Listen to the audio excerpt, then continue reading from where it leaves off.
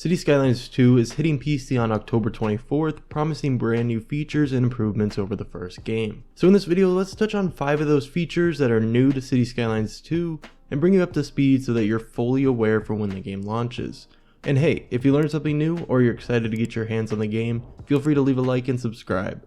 Also leave a comment telling me what you're looking forward to the most when the game releases. Alright, so first up, let's talk about seasons. So Cities Skylines 1 had the DLC Snowfall, which essentially allowed you to select a map that had a snowy winter and granted a unique gameplay experience over the base game. However, in Cities Skylines 2, seasons will be a part of the game with no strings attached. Each map will feature different seasons, with some being more rainy and others being more like dry and sunny. You'll of course have to work in your map's respective climate into your city planning, otherwise it could spell trouble for your city. This could mean that if you pick a map that is farther north, expect a longer, colder winter. Number 2, traffic AI has been massively improved. I've actually made a separate video deep diving into this topic, so feel free to find that link down in the description. But basically what this boils down to is improved traffic conditions with better logic to lane usage and parking. If you've played Cities Skylines 1, you almost certainly know how much of a pain it is to deal with all of your traffic stuck in one lane.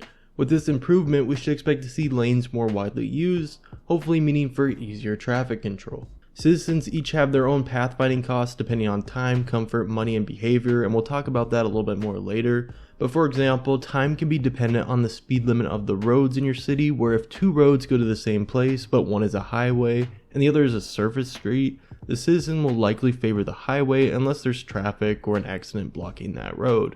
Speaking of which, for number 3, traffic accidents are making their way into the game. I think I'm honestly more excited for the modding potential behind this feature, but nevertheless, it's still in the game, and some vehicles are gonna get into some accidents. There are ways to cut down the accidents, like making sure your roads are properly managed and the lighting conditions are appropriate.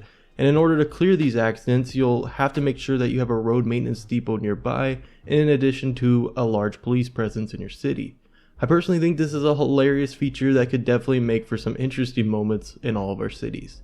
For number 4, let's talk about kind of a controversial topic in the Cities Skylines community, modding. In Cities Skylines 2, modding is making a return to the game, but with a few key differences.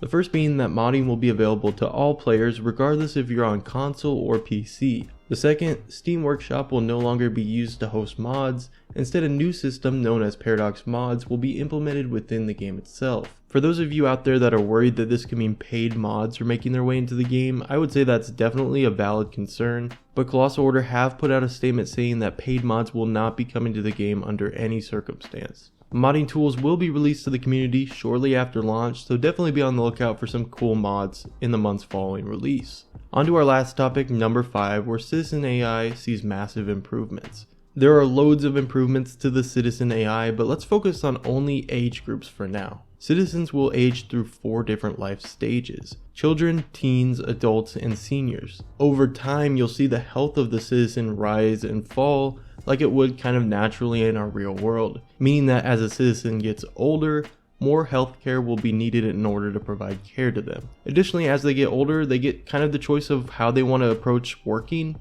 where they could choose between finishing their education or jumping straight into the workforce. The age of your citizen also affects how they travel through your city, like I mentioned previously. Expect to see teens taking the bus or walking. Expect to see adults using the quickest way possible to get through your city.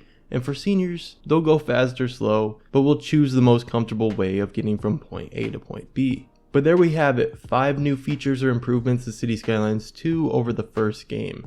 If you made it this far in the video, I'd appreciate if you could hit that like button. But until the next video, I'll catch you guys all later.